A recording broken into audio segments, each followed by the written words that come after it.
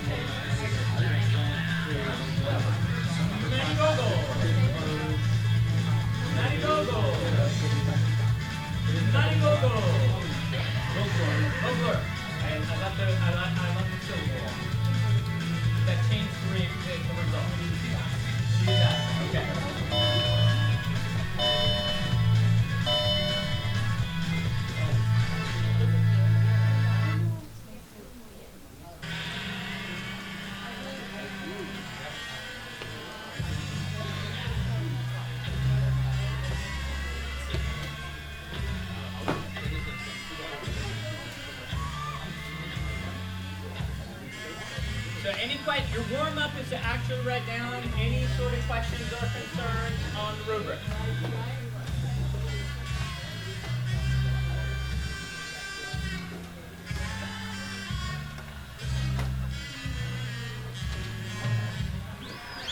I want one more you after. You said that you were Ellen. Oh, in there.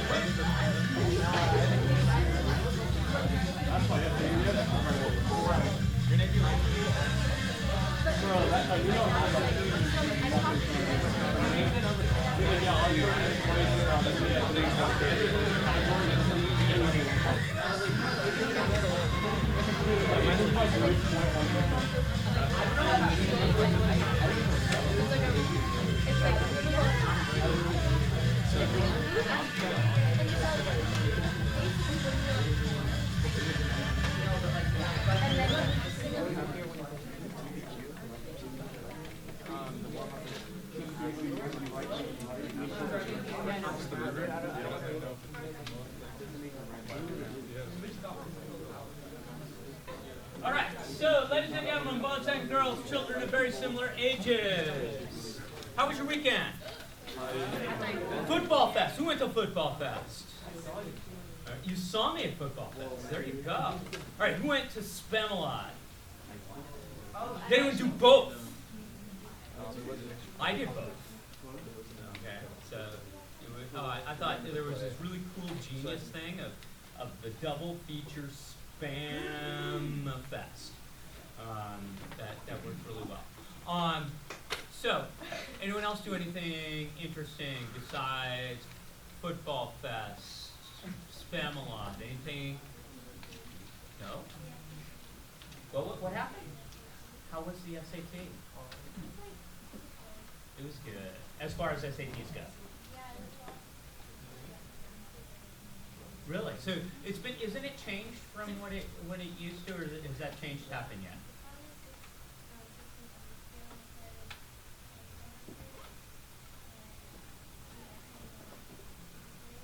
Oh. So the essay is just a thing. You just write it. It's an option. Okay.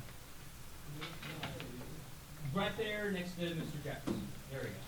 Okay. So all right. So we felt okay about it. All right. Was it fan club or just or you have a comment about the weekend? No. All right. Okay. So anything else from the weekend? So far, Football Fest, Spamalot, SAT. Ooh, okay. But the SAT was okay. Anything else? So, I had soccer. My son is in his extras team. They didn't have enough people to make a U14 team, so they forced the U13 team to take on U14 players to make it into now the U13 team is a U14 team, and they were playing actual U14.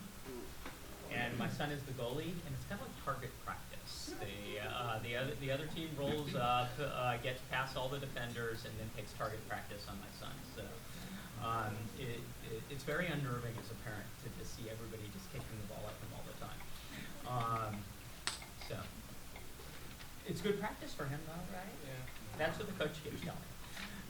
Oh, you're getting more work than like you would in an entire season in just 2 games. Just kind of looking at him going, yeah. So besides your child, none of you should really be having children that are in target practice, but anything else? Anyone else do anything interesting? You're letting the SAT be the thing that ruled the weekend? Wow. I'm a little sad for you. So, Millie danced. Yeah.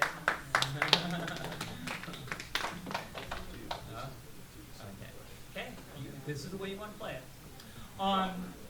So,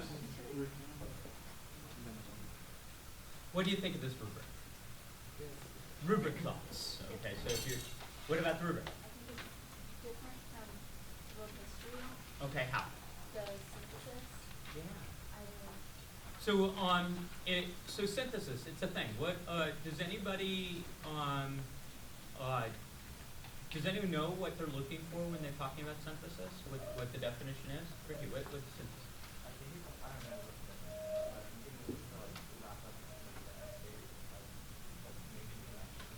You are making connections, absolutely. And I like the fact that you talked about wrapping up the essay because that talks about a good place to put it. Okay, Zach, what do you? It's a little bit more, yes, and there isn't a bit of analysis that's happening with it, but it's a specific type. Like, You're connecting to events and like telling people about them. yeah, so you're talking about your event that you're writing about. You're basically making a connection to another time period. That's one way of doing a synthesis. Now here, be very careful. They are talking about, since it's American history, where does that event have to be taking place? America. Okay, so make sure you realize that, because you might go, oh wait, French Revolution, American Revolution. No. It needs to be in America for American history. What you are going to find, synthesis in the beginning of the year is going to be harder to do than at the end of the year. Why do you think it's going to be easier to do at the end of the year than at the beginning of the year? Covered more. You know more stuff. Hopefully. You know more stuff. Okay? So, if something's not coming into your brain all the time in the beginning, don't think you're like not genius or something. It just means that there's not a large catalog of stuff. Okay. Also, I would say put a little bit of warning. Making comparisons to stuff you haven't done yet or don't know about that much about, you're very likely not going to give enough information in your synthesis that shows you that it actually supports your claim. Make sure that anytime you give any sort of claim, you always back it up with evidence. Okay? It's just like you're doing in the short answer. All right, so a little different.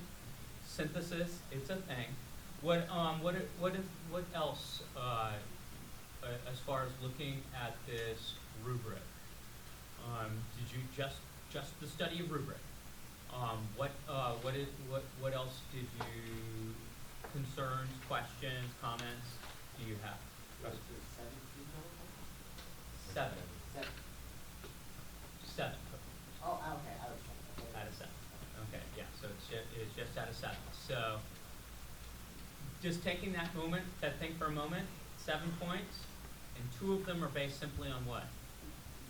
Your thesis. So you come up with a strong thesis that controls your paper. In fact, let's just say you do bar well. You've probably picked up 2 of your 7 points that you need. Okay? Zach. Why do you have to use at least 6? It's like I know in the world we have to use all of them. So that's the rubric is 6. I say 7 because what?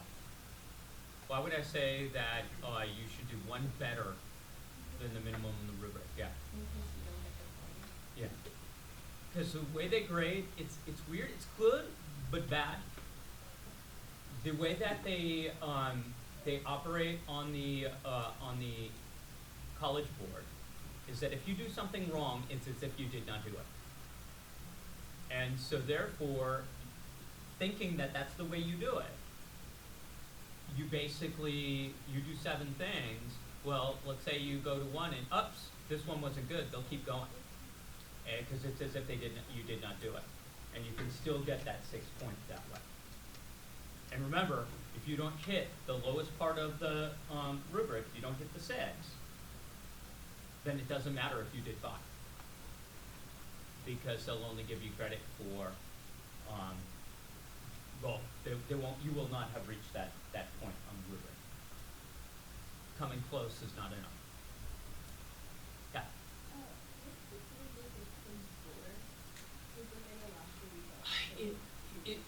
So, if you are doing the level of multiple choice, like I think you're all going to be able to do by the end of the year, getting 4s out of 7s on this, you should be able to get a 4 or 5 on this.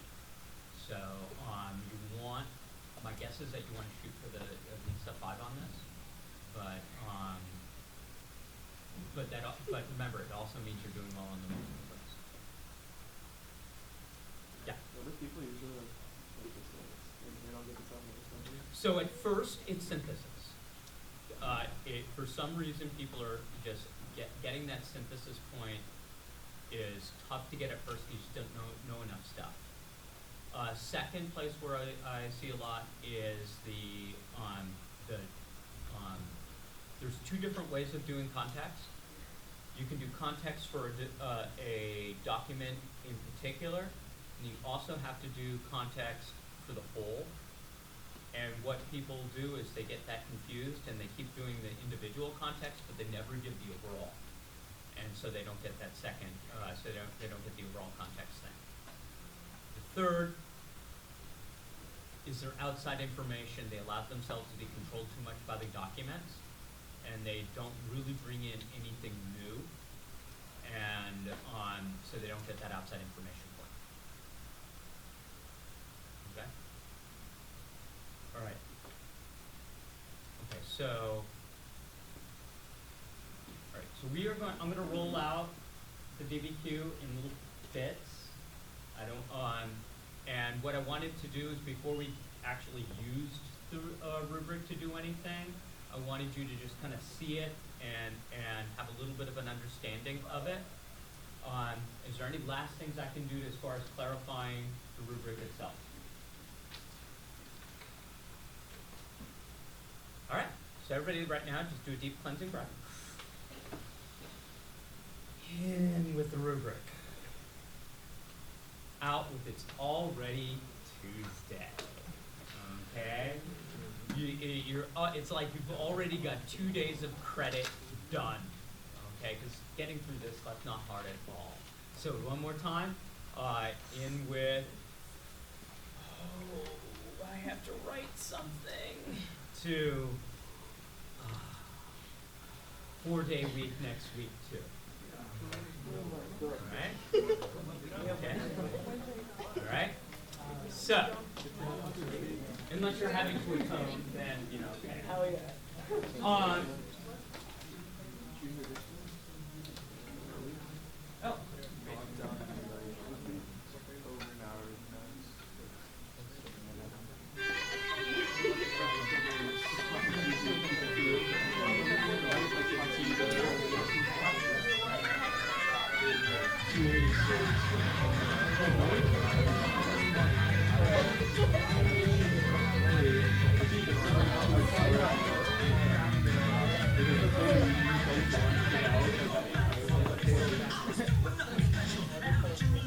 All right. Hello and welcome, ladies and gentlemen. We are about to finish the final area of our economic revolution period. And what the major change, revolution, that we're going to have is one in which more people arrive in the United States, making us a more substantial economic power. Okay? So, between 1840 and 1860, about 2 million Irish, those would be my people, okay? 1.5 million Germans, by the way, they are also my people. And some 750,000 people from the British Isles all come to the United States. This is our first major era of immigration. Immigration tripled in the 1840s, and then on top of that, tripling in the 1840s, it quadruples in the 1850s. So in other words, lots and lots of people.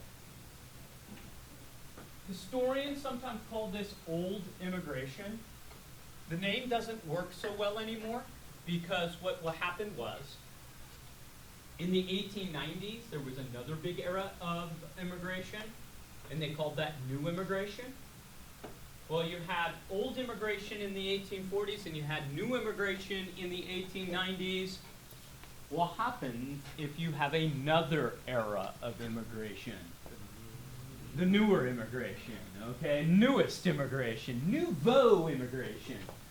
They're going with modern immigration right now.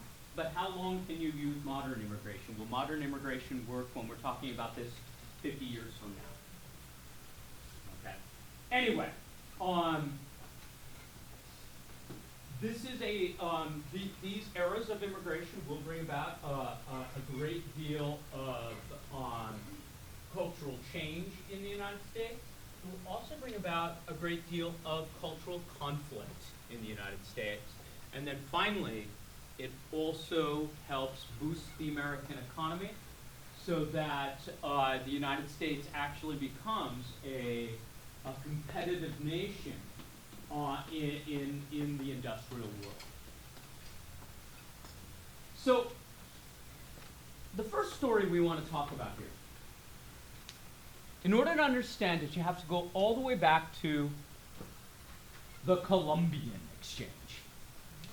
Ooh, wait. What's the Columbian Exchange? If you're going to define quickly the Columbian Exchange, what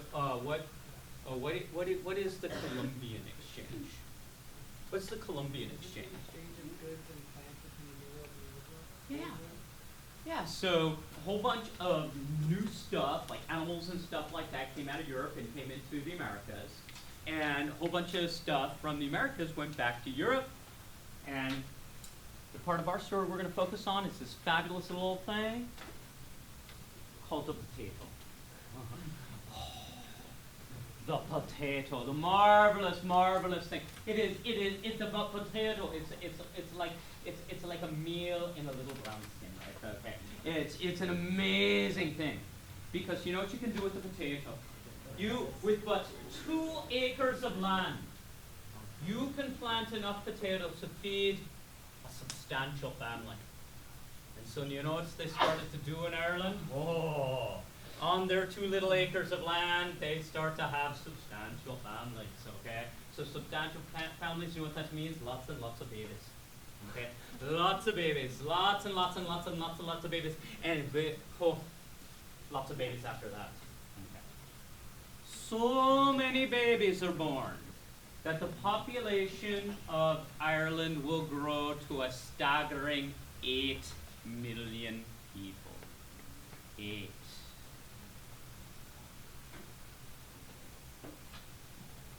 But they were dependent upon that one thing, the potato. You had potatoes for breakfast. You had potatoes for lunch. You had potatoes for dinner. You had potatoes baked. You had potatoes fried. You had potatoes in a stew. But what if something should happen to that potato? And in Ireland, that is exactly what happens. We have a potato blight. It is a disease that strikes the potato crop. It makes it so that the potato crop does not produce the potatoes that you can eat. It turns the potatoes into black, mushy goo, okay, that you can't eat. And given that so many people were dependent upon the potato for their food, it's going to cause people to die. About a quarter of the Irish population, 2 million people, 2 million souls will die. About another 2 million people have to leave. Thus, the population of Ireland in the 1830s was about 8 million. It is reduced to 4. This is going to make Ireland a demographic anomaly. Okay? You go anywhere else in the world, and you look at its population today, and you compare its population today to what its population was in 1830. If you go to any place in the world but Ireland, you're going to find that the population today is greater. But in Ireland, it is less. You see, that 8 million people, that was too many people for the island. It's but a wee small island. And it could not support 8 million people. Today, its population is just above 6. So in other words, the population in 1830 is greater than today. So what happens is, in Ireland, these times are rough. They called it the Black 40s. The worst year was 1847. In 1847, not a single potato grew in all of Ireland. That means no potatoes to eat in 1847. It also means that you have no seed potatoes to plant for the following year, which means you'll also have no potatoes in 1848. Ireland is mass starvation. Awkwardly, Ireland was actually exporting food those very years. The years that the famine is taking place, the farmers that weren't farming potatoes had extra grain. Well, why didn't the people of Ireland just simply eat the grain? What would be the reason? Yeah. It's not making. Making is a little bit.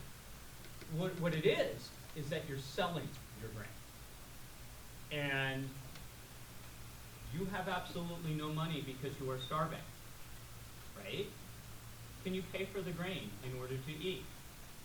Well, if I want to sell my grain so I can feed my family, am I selling to the people who don't have any money to buy it? Or am I selling to the people in Britain that actually can?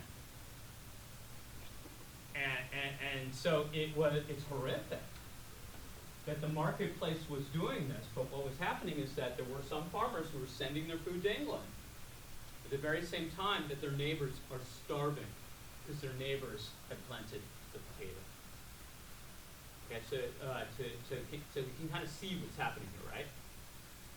Anyway, if about a quarter of the people die, about a quarter of the people end up moving. Now they moved to various places. They moved to England. They moved to Canada. They moved to Van Diemen's Land or Australia. And they moved to the United States. In the United States, these famine Irish will end up moving to places like Boston and New York City. And they start creating something that had never really existed in the United States up until this point. The poor urban population. The poor urban population that would basically eventually serve as what? Poor urban population that would serve as what? What do you think? We're talking economics. What would they're going to end up being the cheap labor force. So remember, this is something that did not exist. Remember, America had very expensive labor because it didn't have very many people living in the cities. Well, this is now going to be those people living in the cities. Now, the reason why these people end up staying in the cities and not doing the American dream. The American dream, of course, is move west, right? But to move west requires that you buy the land. And if it had taken your entire family to scrounge up enough cash to send you across the ocean, when you arrive, how much money do you have? Zero. And what basically this person with zero money is told is that you need to get a job, and then when you get that job, you need to send whatever extra money you have back so that your family can eat. That is your role in life. It's not for you to go to America and have a good time. Your job is, we're sending you, our extended family paid for you to get here. Once you get here, any extra cash goes back to feed your family. Got it? Now, we mentally place this as the 1840s. But the Irish exporting of people does not stop in the 1840s. Because the Irish, even when the potato famine is gone, Ireland will never produce as many potatoes to feed the number of people that were living there. Its population will hover around 4 million people. Yet, the Irish, they still have the babies, And so what ends up happening is people keep having to leave because they could not survive in Ireland. And so my people, they immigrated in the 1870s. One of my great-grandfathers was Dennis Murphy, one of my great-grandmother was Margaret O'Neill, another of my was Jack McKenna. So all these people end up here in America right about the 1870s. They're not directly famine Irish, but they are driven out of Ireland because they could not make any money living in Ireland. And so they had to move abroad. Does that make sense? Anyway, when these Irish arrived, everybody rolled out welcome wagons and said, "Yay, the Irish!" No. The Protestant Bostonians see these Catholic Irish as a menace. Now, the first problem is the Catholic thing. Protestant Bostonians, you Puritan derivative. They had come here to be the city on the hill. You had to fix the religion and everything like that. And who comes here? Catholics. Okay. The other problem besides the religion was that when these people got here, how much money did they have? None. And you have somebody who has a little bit of money who wants a job, and somebody who has no money wants a job, who's willing to work for less? The person with no money. And what ends up happening is that the Irish start basically cutting the wage. Okay, first of all, numbers. Second, the fact that they were poor meant that they were basically driving down wages. The initial reaction was that people start boycotting businesses that hired Irish workers. And what the businesses soon start doing is they stop hiring the Irish because they did not like the fact that Protestant Bostonians wouldn't buy stuff from them if they had Irish workers. What you saw around town were little signs that said, help wanted, no Irish need apply. Eventually, that no Irish need apply was shortened to simply the initials N-I-N-A. And if you were Irish, you walked up, you saw Nina, and you knew that that meant no job for you. So what the Catholics end up doing is basically taking care of their own. They would build here in the United States their own institutions to take care of their own people. They centered these institutions usually around the Catholic Church. So you would have Catholic schools educate your children. You would have Catholic orphanages take care of your young. And basically, everything centered for these immigrants around these Catholic institutions. Given that you are not intermingling with the local population, and that you had built these institutions, what basically did not happen is you did not become very much like the people who lived here. And what the Irish did is they basically preserved their cultural identities. They remained separate and Irish here in the United States.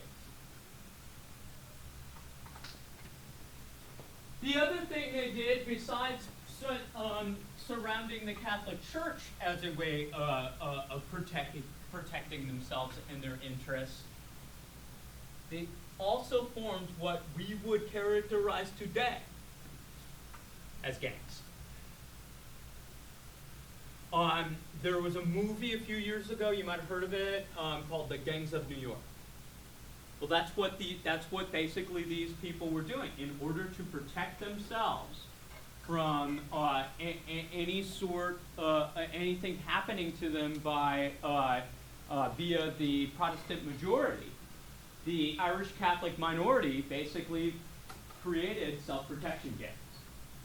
Now, these gangs go on to live on for years and years and years, and many of them are now what we would consider Irish fraternal organizations today. They have really nice sounding names like the Ancient Order of Hibernians, or the Money Maguires. But their original function was basically self-defense for these immigrant Irish, if that makes sense. Eventually, however, numbers, okay? As more and more Irish moved into the cities, soon their numbers get to the point where they can control politics. This immigration took place at the very same time we had the rise of what we call common man politics, where people who were even just common workers, got the right to vote. And eventually, enough Irish common workers got the right to vote that they will basically take control of something called the political machines in the cities. We'll talk more about what political machines are later. And eventually, what ends up happening is the Irish end up running city politics. So much so that eventually, if you were a national politician running, let's say, for president, and if you were a Democrat, you knew that the only way you could win was if you won the state of New York, because it had the most electoral votes. If you wanted to win New York, you had to curry favor with the Irish in New York City. Basically, so went the Irish vote in New York City, so went New York City, so went New York City, so went New York State. And so eventually the Irish end up with disproportionate power in American politics. All right. Any questions kind of on that on that basic overall story?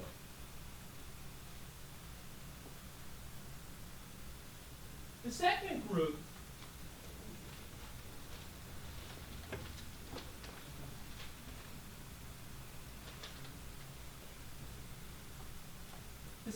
I want to talk about are the Germans. Now, by the way, I also, one of my great-grandfathers also was German, but I'm not going to wrap myself in a German flag because that has kind of different connotations. But in the 1870s, one of my great-grandfathers was a guy by the name of Peter Kaiser. And Peter Kaiser moved here right after the Franco-Prussian War. He was from the Alsace region in what it was then Germany, but would today be French, so I guess I'm French, I don't know. The Germans, they came to the United States for different and similar reasons. The similar reason was that on the continent they also had crop failures. Now, yes, they had potato failures. Now, the difference between the potato failures that they had in Germany versus the potato failures that they had in Ireland was that the potato failures in Germany was you also had grain. You also had other crops.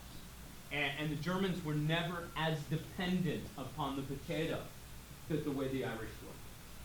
But it might be enough to make you want to leave.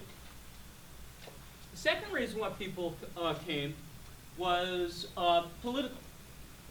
Has anyone heard of the revolutions of 1848? The revolution. So in Europe, there was a lot of instability in 1848. There were a lot of revolutions that affected the German states. Many of these revolutions were not successful. And so let's say you were on the side that does not win in a political revolution. Guess what you might want to do? Skedaddle.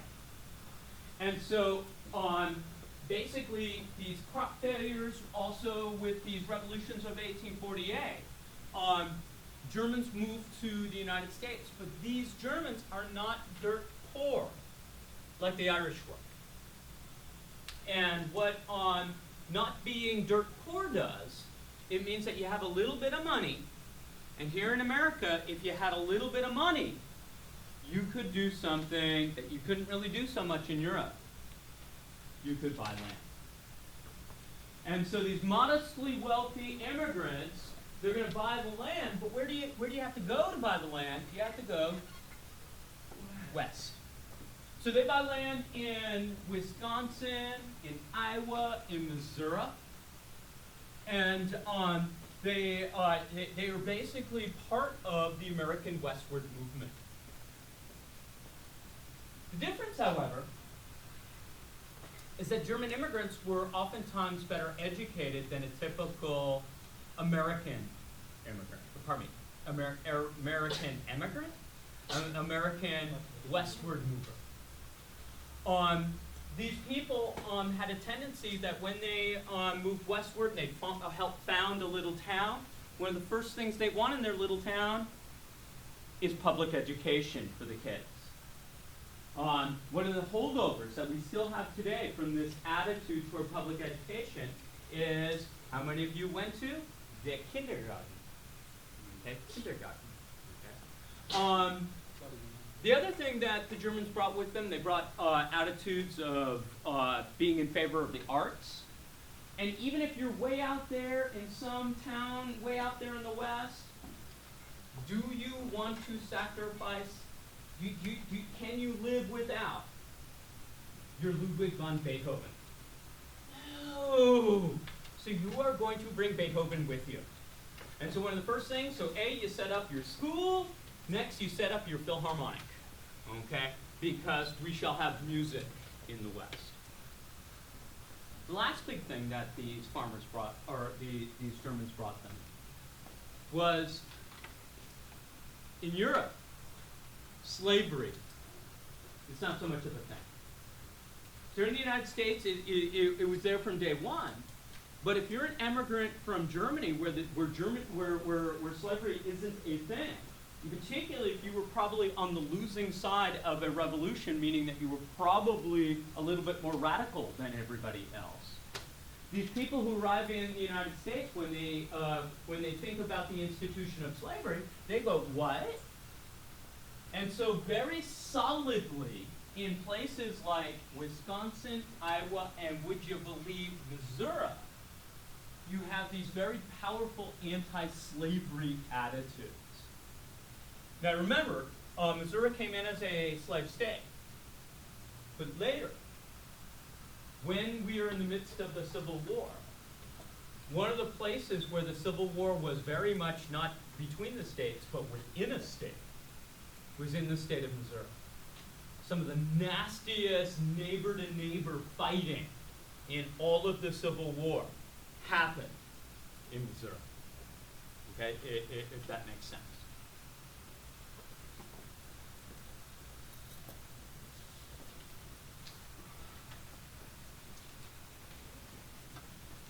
So, we have had three major eras of immigration. What I called old immigration, what was known as new immigration, and what we sometimes now call modern immigration. In each of those immigration eras, we have also had a backlash. We call those backlashes nativist movements. I'm not truly fond of using the word nativist here because it makes me think of something like Native American. But when we talk about nativist movements, we basically are talking about whites, in the case of this first thing, white Protestants, who are objecting to people who are moving in that have different beliefs than they do. In this original nativist movement, the biggest thing that gets targeted is the Catholic Church. As I told you, the Catholic Church did create institutions that immigrants from Ireland had a tendency to cluster around, but those things that people clustered around became targets in themselves. The other thing that many Protestants were afraid of was that these American Catholics, these immigrant Catholics, would be followers of the Pope. And they believed that the Pope had too much power. And at this time, we were in the midst of this huge religious revival known as the Second Great Awakening. And during the Second Great Awakening, there was a belief that there was going to be a second coming of Christ. Well, some people believed that what had to happen before the second coming was a battle with the Antichrist. Well, in their minds, it was the Pope who was this Antichrist.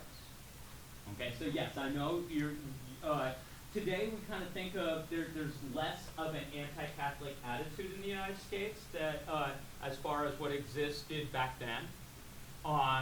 But if you're basically calling the leader of this whole church the Antichrist, does this show a lot of love for Catholics or not so much?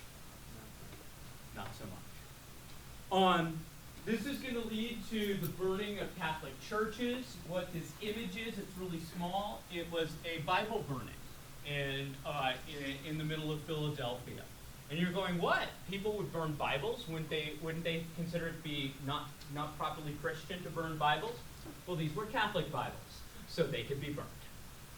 Okay, so in other words, the difference in their minds between Catholic and Christian is huge. So much so that in 1928, one of the reasons why a guy by the name of Al Smith loses when he tries to become president of the United States was that he's Catholic. And to this day, only one Catholic has actually been elected president of the United States. Kennedy is the only one. Okay. All right. Question. Okay. Now, in these eras of anti-immigration, if you were basically targeting somebody else as being un-American, one of the things you do is you paint yourself to be extraordinarily American. And so the organizations that they will form, they'll call them things like the Order of the Star-Spangled Banner. Okay? What do you think they're trying to say? The Order of the Star-Spangled Banner. We are all about the flag. We are all about the stars and stripes. Other organizations, there was something known as the Know Nothing Party. So the Know Nothing Party was its nickname. They called it the Know Nothing Party because they were kind of secretive, and you ask people about it, they would say they know nothing. But the actual name of the Know Nothing Party is the American Party. In 1856, when they ran for president, the Know Nothing Party's slogan was, "America is for Americans." America is for Americans. Now, does that sound at all like anything you might have heard recently, maybe? Oops. Back here. These organizations, like the American Party and the Order of the Star-Spangled Banner, agitated or would try and get laws passed on basically making it harder for immigrants to actually come to the United States. Figuratively, building a wall around the United States. Okay. Secondly, if they couldn't stop people from immigrating to the United States, they would make it harder for someone to naturalize. What is naturalize? Become what? Become American, become a citizen. Now, what is that doing? What are you hoping to do if you're making it harder for someone to become a citizen? What are you doing there? You're stopping them from voting. So basically, what naturalization is voter suppression. It's basically thinking that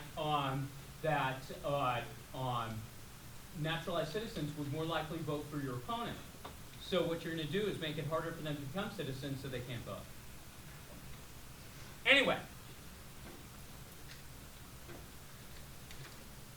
a result of this was that it kind of backfired on American workers.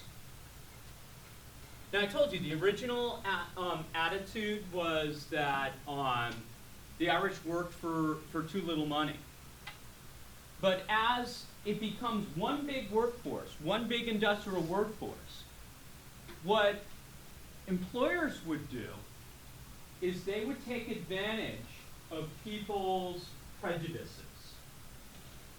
And what they would do is they would offer some sort of deal to Protestant workers if they sided, if they basically did not join with Catholic ones.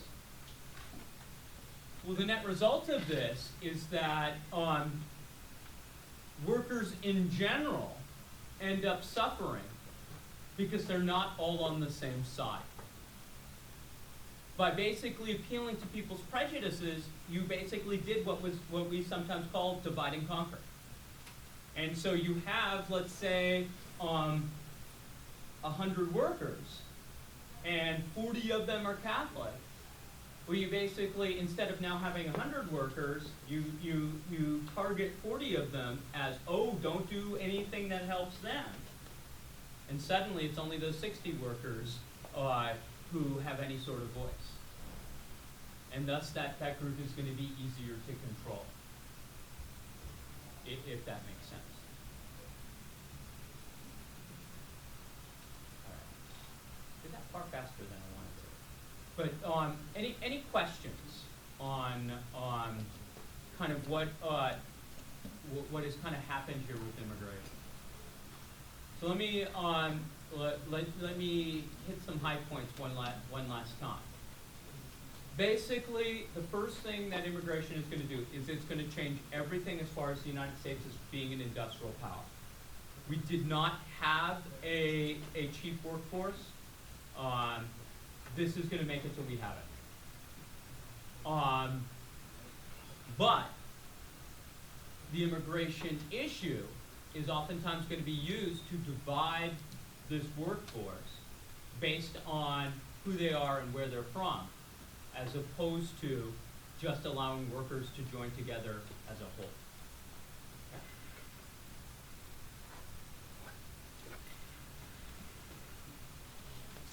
All right.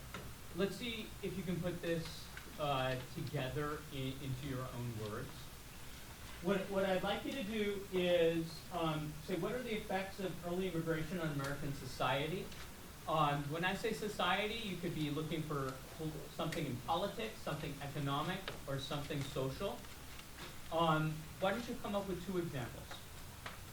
See if you can come up with 2 examples.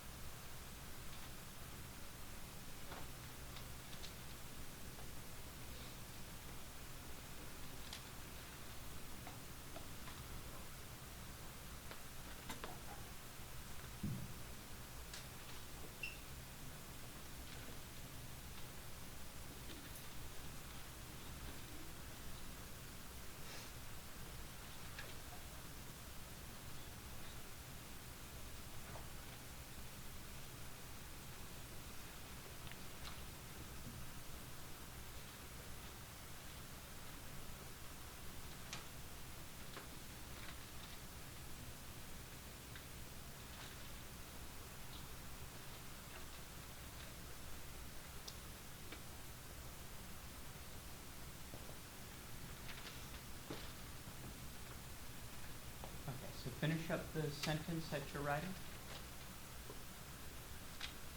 All right, so take out your Meet Me At sheet. And on your Meet Me At sheet, what I want you to do is add something. 2 summers ago, I went to visit Great Britain, and I was touring Wales. And then I surprised my sons, and we took a ferry across the Irish Sea, and we visited Dublin for a day. Okay, so they got to go to Ireland. So what I would like you to do is just add a little line, if you know where Ireland is on the map, okay? Add a little line there, and then create a box that says Dublin for a day, all right? And choose somebody to be your Dublin for a day. All right? Your Dublin for a day. And then each of you tell the other, the person who is Dublin, give your first thing to your for a day. The other person who is the for a day, give your second thing back to the Dublin. Okay?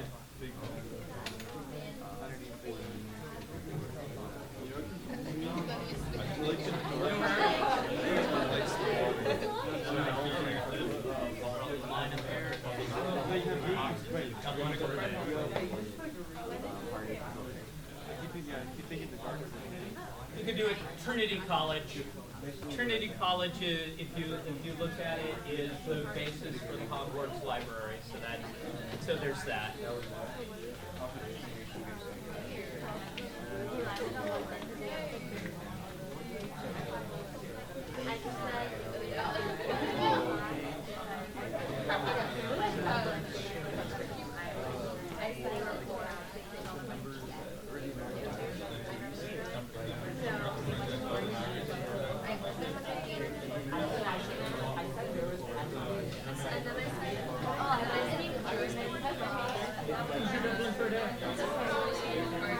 You were tough. You had this whole conversation.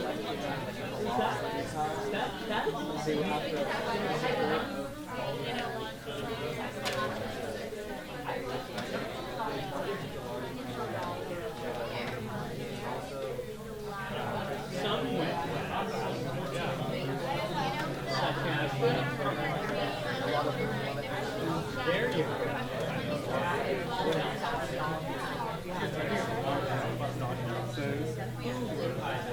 Knocked out, huh? He was knocked out like the whole lecture and everything. See everybody? Yeah, I wasn't really like there right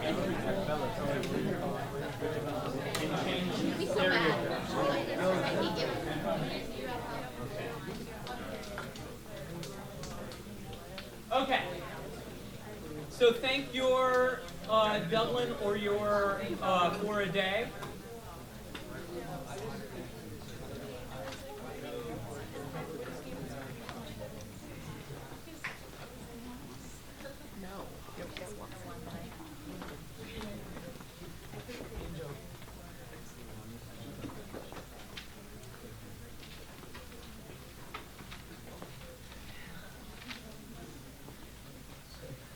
People following our Commissioner of Communications advice here and staying hydrated.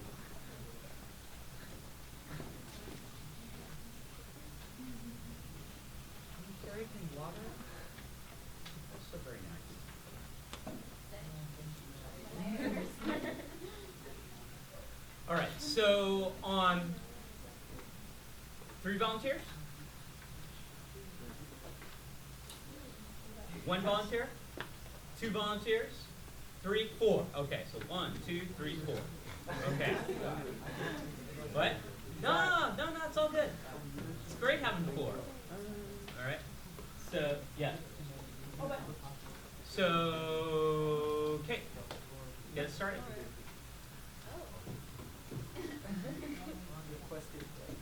So I said that the Irish immigration helped the American economy, but also it replaced the low-paying jobs that the natives had because they took them. Millie. I said it insinuated tension between different religions. Yes, you did. Okay. Ricky.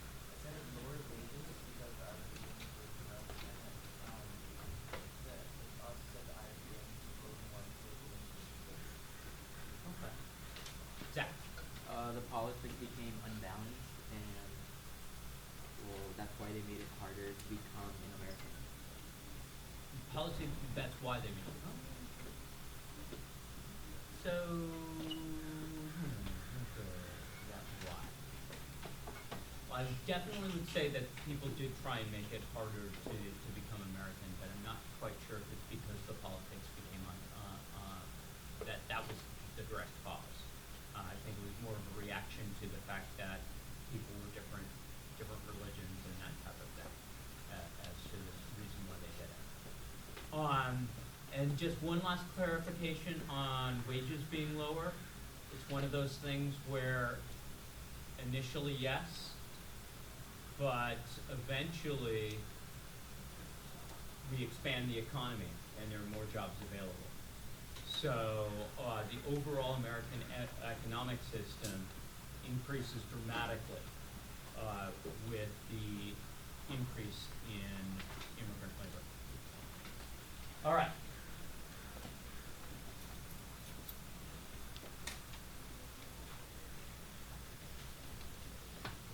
So, took me far too long to get here, but we are changing up from the economic changes of the era, and we're now going to move to the political ones.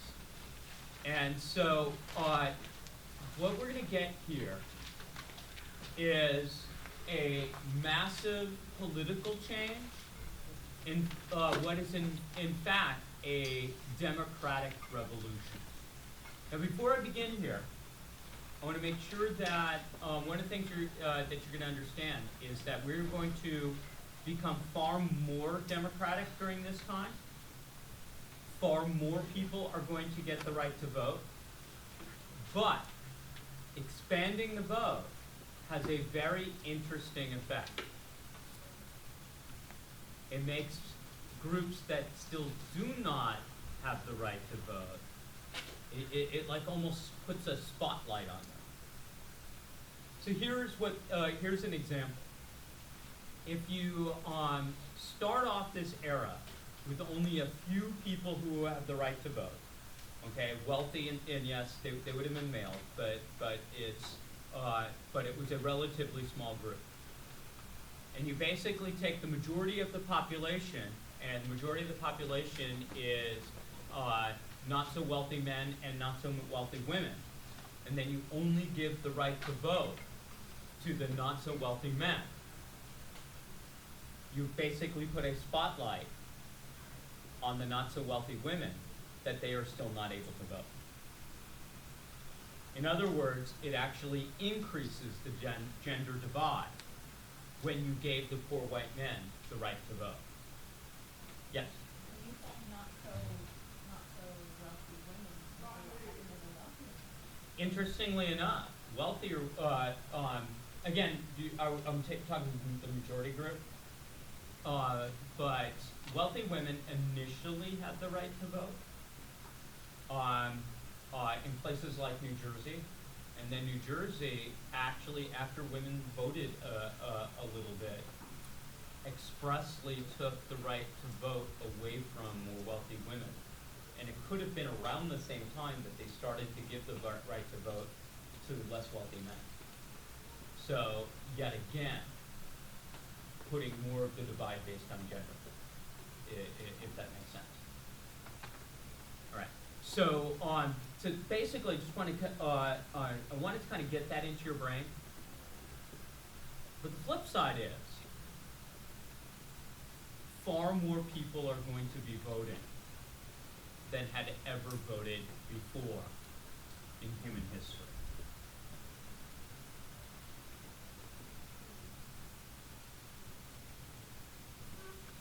Now,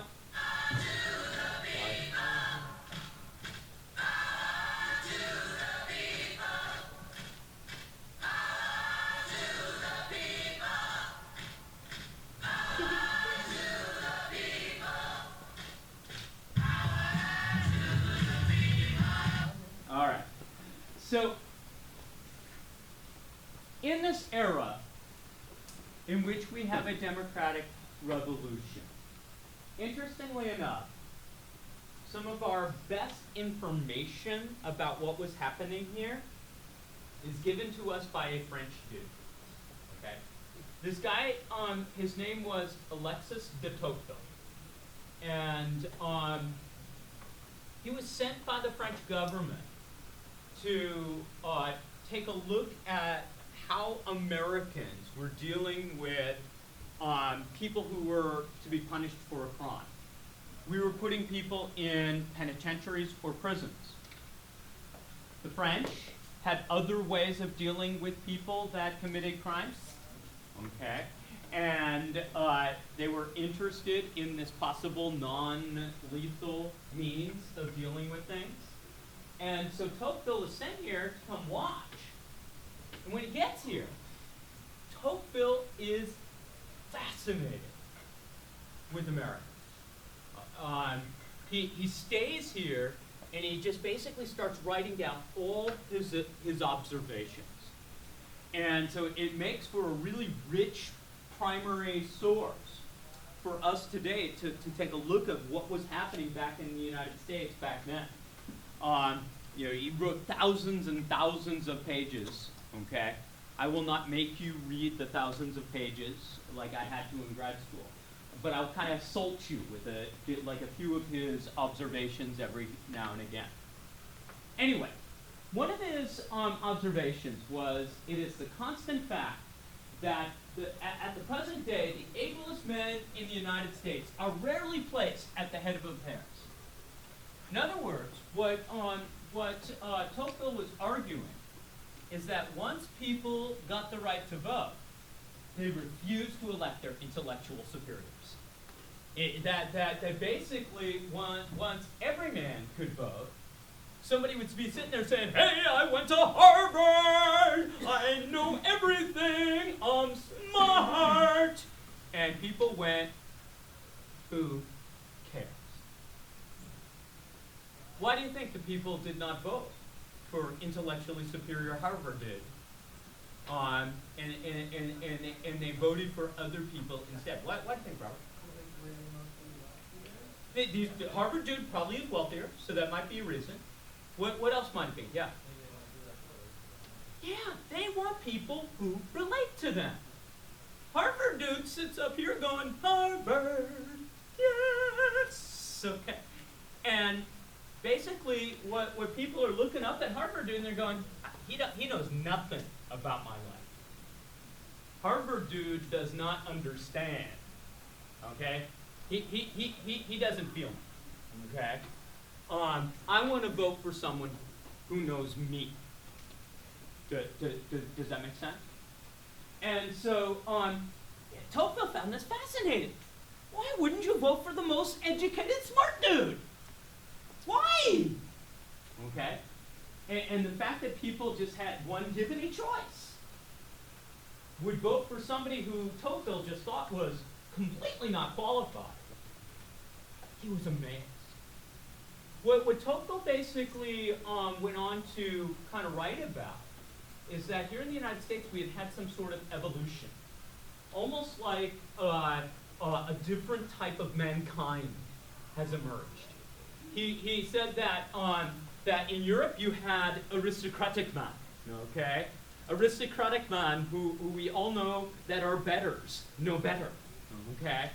Whereas democratic man, we vote for the people who knows what it's like to be us. Okay? Now, the expansion of the franchise, I use fancy words here. Franchise just simply means the vote. But by giving people the right to vote, more people voting, okay, is a revolution. Here in the United States, almost every white male laborer and almost every white male small farmer could vote. Nowhere else in the world could this be said. The closest, the best example of democracy besides the United States was Great Britain. And in Great Britain, as much as we're celebrating, hey, they've got parliament, they vote, it's cool. But in Britain, only about 10% of the British population had the right to vote. So in other words, was this really democracy that's going on, or is it kind of, hey, we'll just let a few people kind of let us know what their opinion is? It's almost like a poll. The United States was working toward actual democracy. Now, again, it's going to end up happening slowly. Another huge group, okay, women in general do not get the right to vote until 1919. Now that's, by the way, federally. Several states by this time had already given women the right to vote, particularly Western states. In the West, women got the right to vote far quicker than women in the East. But as a whole, in the United States, women don't get the right to vote until 1919. But when we go back to the 1820s, the 1830s, and the 1840s, the fact that laborers and small farmers were being listened to in American politics was different than the rest of the world.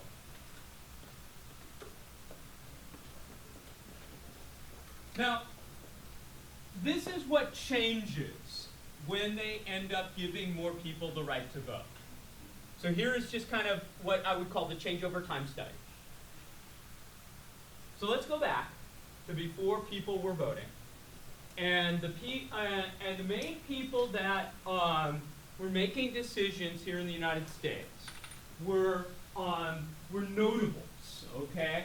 Notables, you might read here, Federalists, okay? The smart people, the educated people who would basically use personal connections and basically say, hey, I know what's best for you. Okay, no worries, you just get back, you don't need to vote, I'll take care of everything. And at first, this is kind of what happens. These people who basically would be up on the hills, living up in the hills, and they would basically say, hey, we'll take care of everything. It's all gonna be cool. But reformers are worried. They're worried that what we're going to end up with is a class of very rich people, and they're going to be telling us what to do.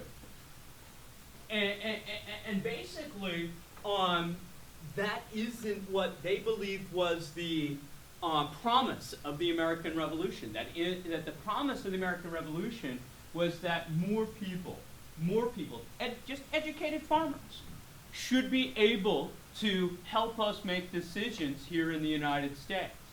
And so what they start to do is they start decreasing the property requirements for voting, making it so it took less land in order to vote. When less wealthy people voted, it had an interesting and almost instant effect. Less wealthy people voted for less wealthy people. And when less wealthy people started winning elections, they started making decisions that were different. For instance, less wealthy legislators will get rid of things like debtor's prison. When the wealthy were basically running the show, they thought it was completely natural. You owe money? Huh? To jail. Well, what less wealthy people kind of figured out is that sometimes people don't pay their bills for good reasons. That something may have happened in their lives. That they may just be poor because they don't have enough money. Not that it's a crime. And so these less wealthy legislators make it so that just not having money is no longer a crime, if that makes sense. Less wealthy legislators will go, well, wait a minute, the tax system seems to be weighted in favor of the wealthy, okay, and the poor have to pick up the burden. So what we want to do is cut the taxes on the poor. Make it so that that the poor aren't the ones who are shouldering the burden. Finally, less wealthy legislators would basically be more likely to give people who are squatters. Remember these people, the squatters? Okay, so a squatter. Okay. Why do you think a less wealthy person would be more likely to give somebody squatters' rights than a more wealthy person? Why? It might be guesswork, but why? They might be themselves. They may know someone.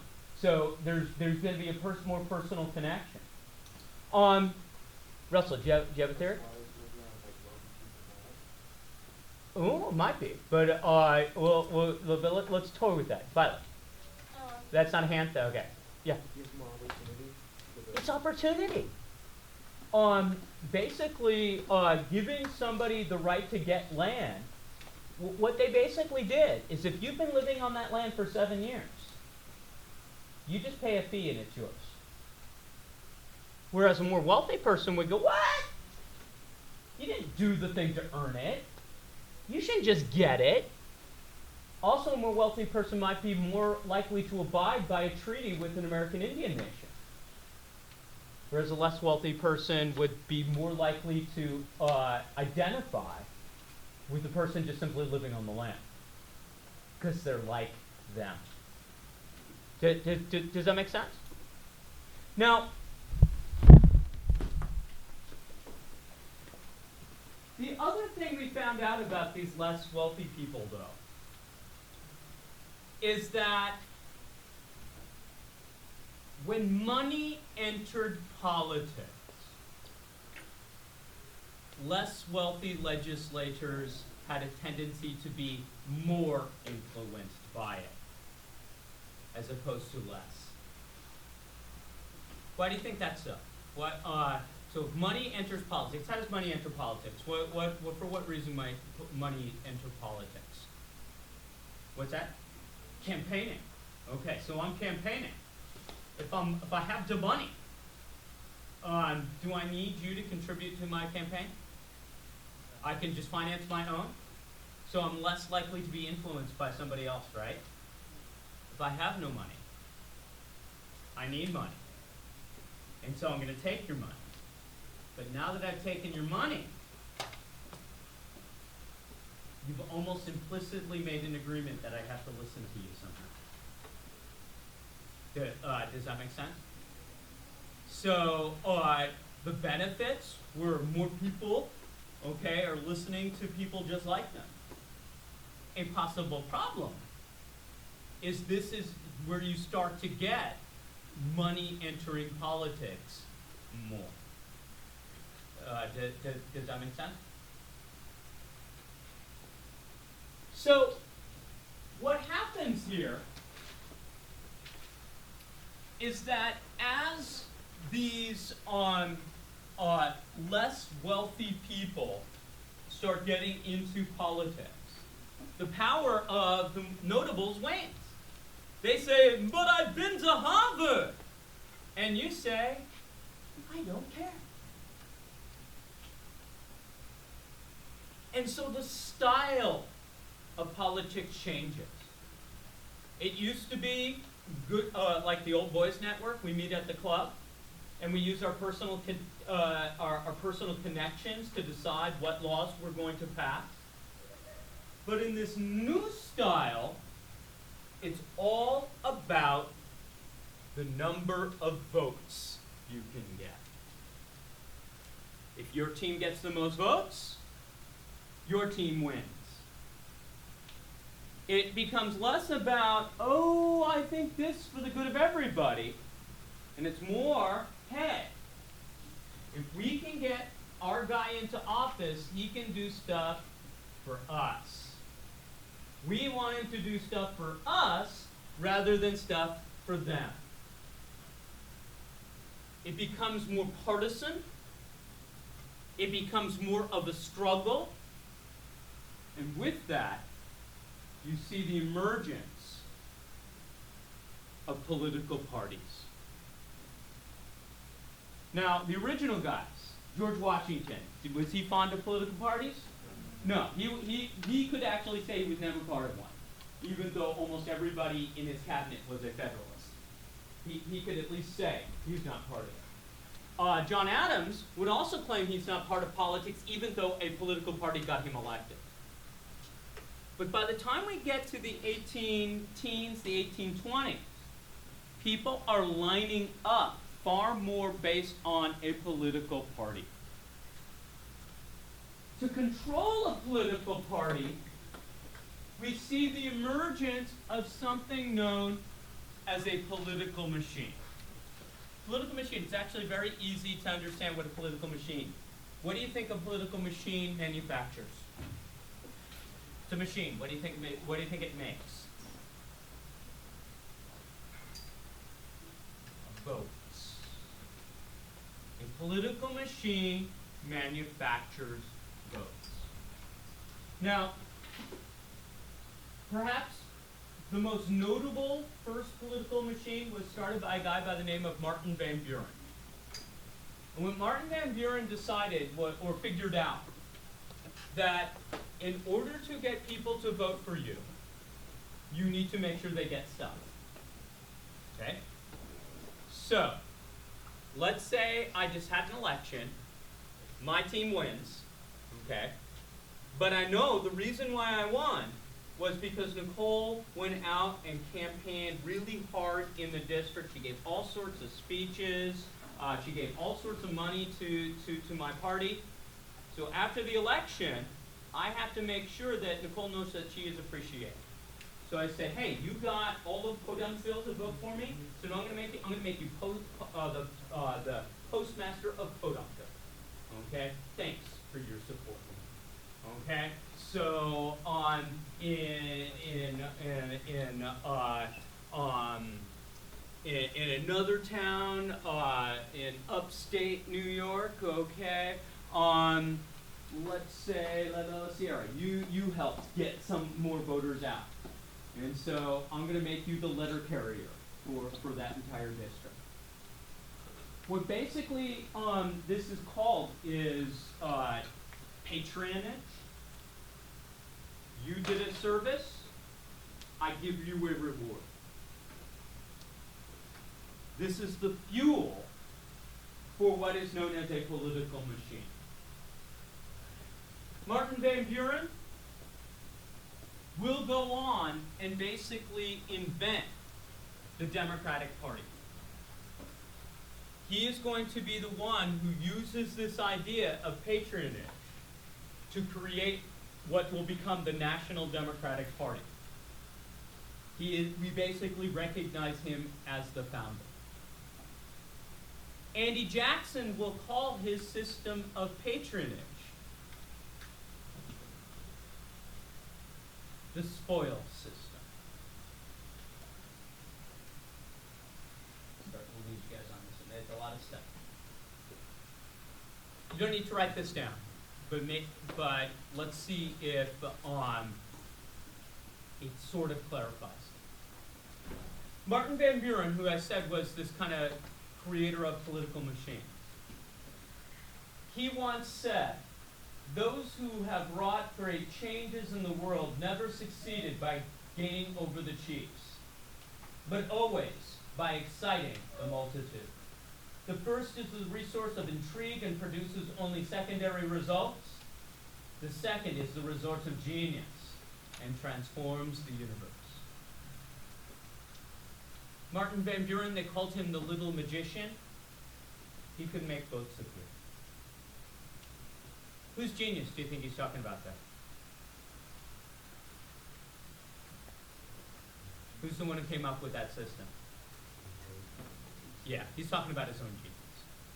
And basically what he has realized is that if you only deal with those people who live up on the hill, you might be able to change small things.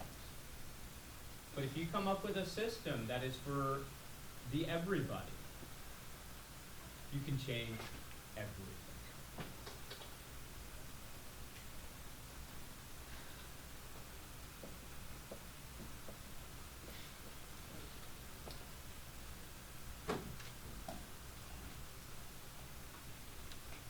The election that ends up bringing about the change, where we see the emergence of these democratic things, is the election of 1824. Now, it started out with the Democratic Republicans nominating a guy by the name of William Crawford as the candidate for the Republican Party. Now, if you guys remember, in 1820, James Monroe was basically unopposed for the presidency. He got all the electoral votes in 1820 but one. And that one vote was given to another Republican by the name of John Quincy Adams. It basically had shown that the Federalist Party was now truly dead, that we are now a one-party system. What the senators in the United States Senate did at that time, in 1824, is they basically went back to what they had done years before, where they would basically say, since we are the most experienced people in the government, we're making a recommendation that the person who's going to be the candidate for our party is, and in this case they chose the Treasury Secretary, a guy by the name of William Crawford. Now, in their mind, the very fact that they had made this recommendation should have made William Crawford the nominee for the Republican Party. And since there was no other party, what in effect would the Senate have just done? They would have just chosen the president. But basically, you could think of the Senate. It's like those notables. They're the people who are the most wise, the most wealthy, and they're basically putting out there to everybody, hey everybody, this is what we have said, let's do it. The problem is, this isn't the system that anybody's listening to anymore. This was sometimes known as King Caucus, and because basically the Senate says you're going to be the president, and then therefore you were, now nobody listened. And what ends up happening instead is we end up with 5 different people who all claim that they should ought to be the candidate, William Crawford included. The weird thing is they're all from the same party. So you have 5 people who want to run for president, but they were all Democratic Republican. Now today, we'd have a primary, we'd have